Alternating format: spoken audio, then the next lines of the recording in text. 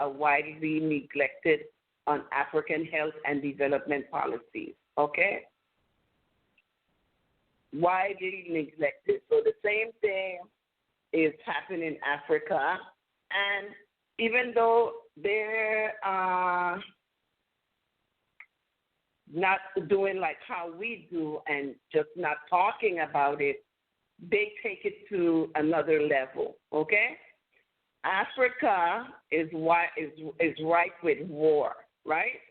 They got sexual violence, they got rape, they got famine, they got displacement, and natural and man-made disasters, all the time. I mean, we have all of this stuff over here too. But the epidemic of mental illness and mental health problems are taboo subjects. Nobody really, they don't talk about them at all because of stigma. They don't want a stigma. I think we have that in common with them. We don't want a stigma of like having mental health issues. The same thing happens in Africa, right? Nobody wants the stigma, okay? And nobody wants the stigma of having mental health issues at all, right? So depression now, they don't treat depression like a mental illness, okay? For example, most of those developing countries, they dedicate less than 2% of their government health care budget to any kind of mental health care. According to the World Health Organization, that's who 56% of African countries have community-based mental health facilities.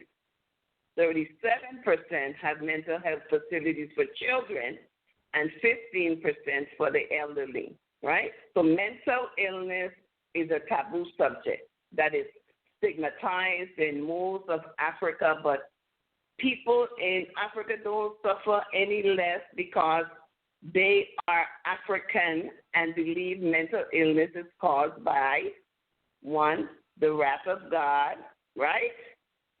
2, witchcraft, and 3, possessed spirits or being possessed by spirits. Okay?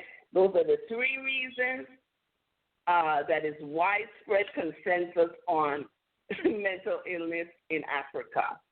And even though we don't look at it like that over here, and we might think that, there are some other factors like, some biological, cognitive imbalances and all of these type of things, we don't look at it like that. We might look at, other things. So how the Africans look at it, they don't think about any long-term treatment for mental health then. Is that, you go to the bush doctor, you go to the witch doctor, you go to this doctor, and, or you just leave the people roam the street. It was interesting because when I was in Togo, I saw a few people they're regulars, okay? And you know that they're mentally ill because of how they're acting. Like I saw there was a regular male and a female that walked the street stone naked, okay?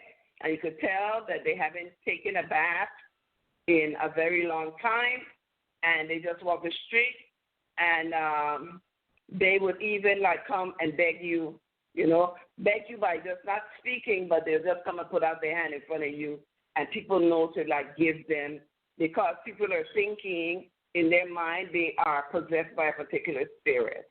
Okay?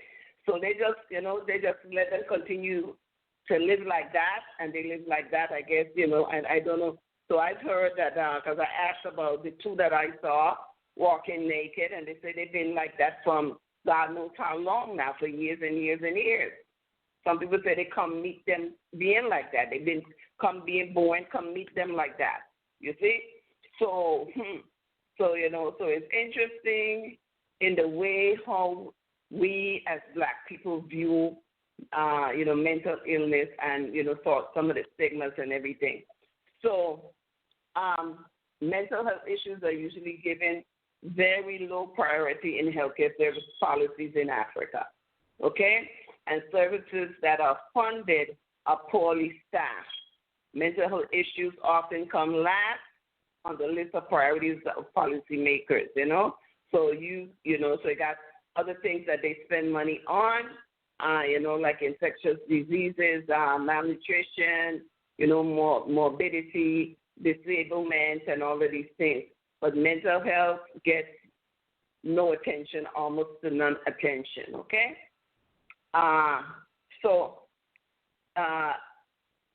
With that being said, I want to shift now our focus to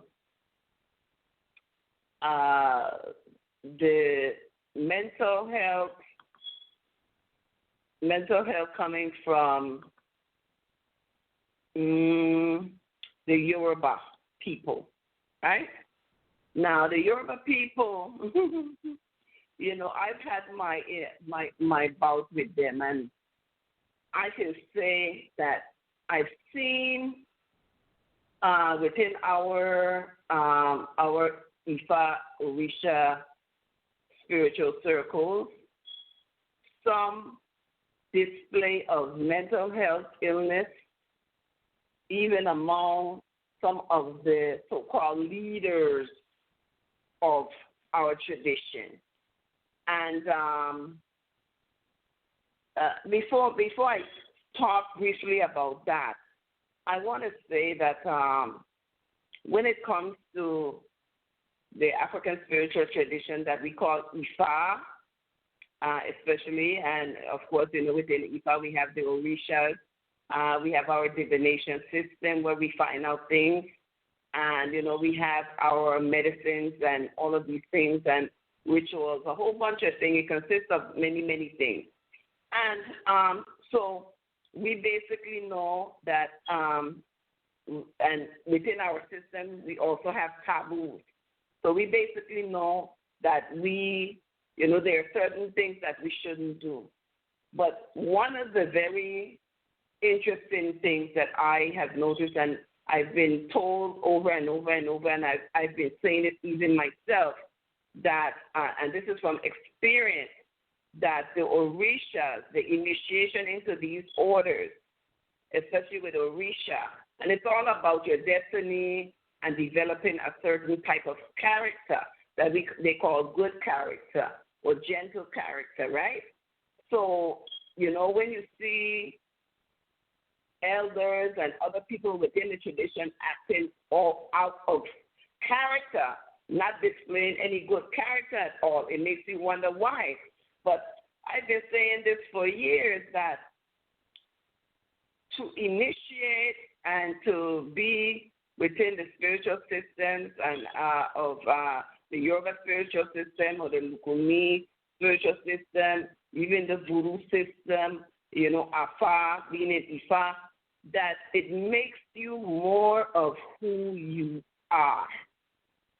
So if you were mentally unbalanced to begin with, right, you're going to be more mentally unbalanced unless you follow your taboos and try to work diligently on restore and on maintain on getting good character first,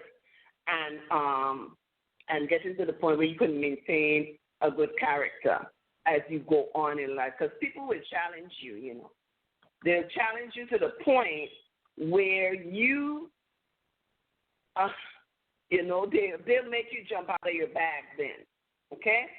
And this is what I've been seeing. I said I experienced it firsthand, especially in groups like the one I have on Facebook called Ifa Orisha Egun Talk.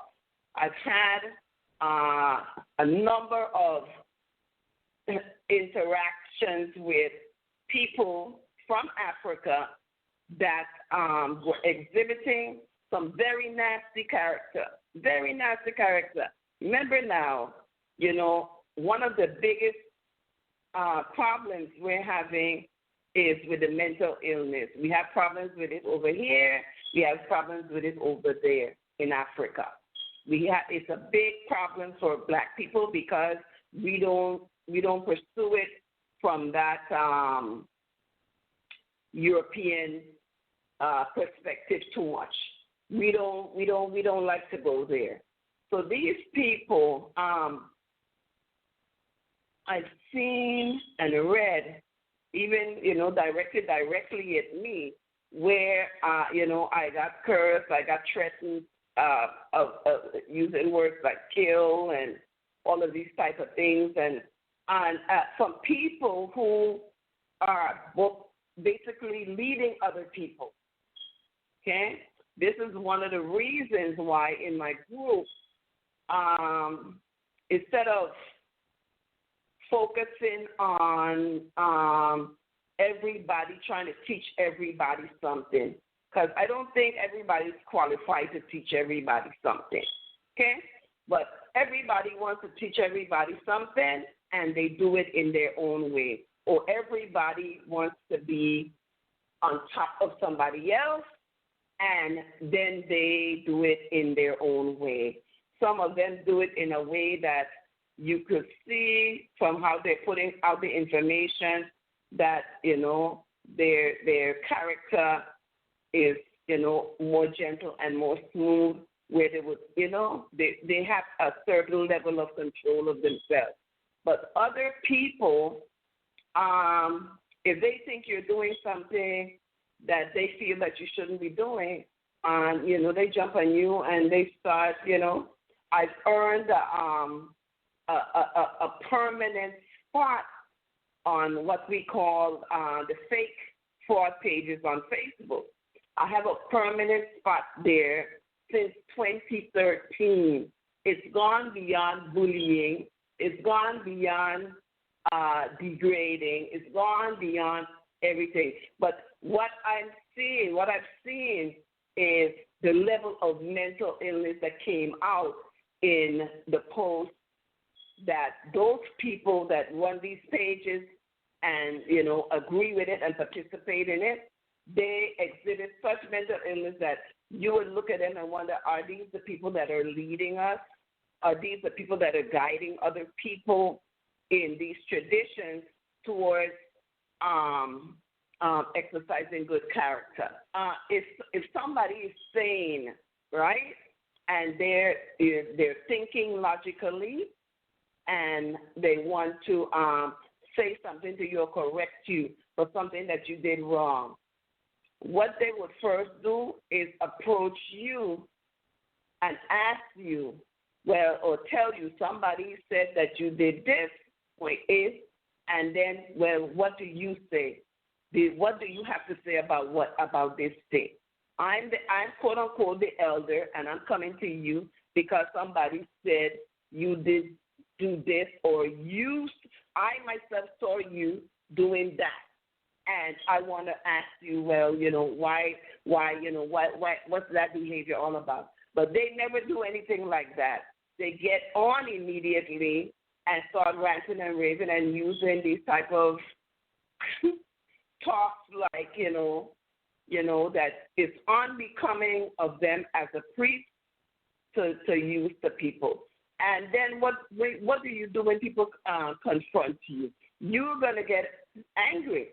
You're going to get angry. I had to tell a couple of them, that at one point I respected them highly because of who they said they were, right? But then when they display these types of things to me, I give them a resounding fuck you. Okay? Excuse me, audience, but that was it. That was the end of me and them. On my part.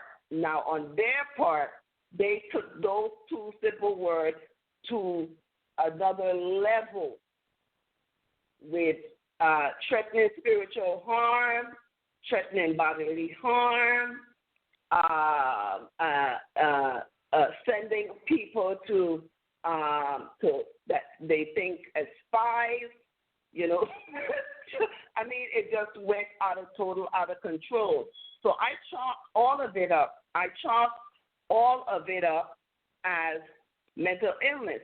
So you could have somebody tracing you, trying to demoralize you, defame you, damage your character and that is their main business. okay? When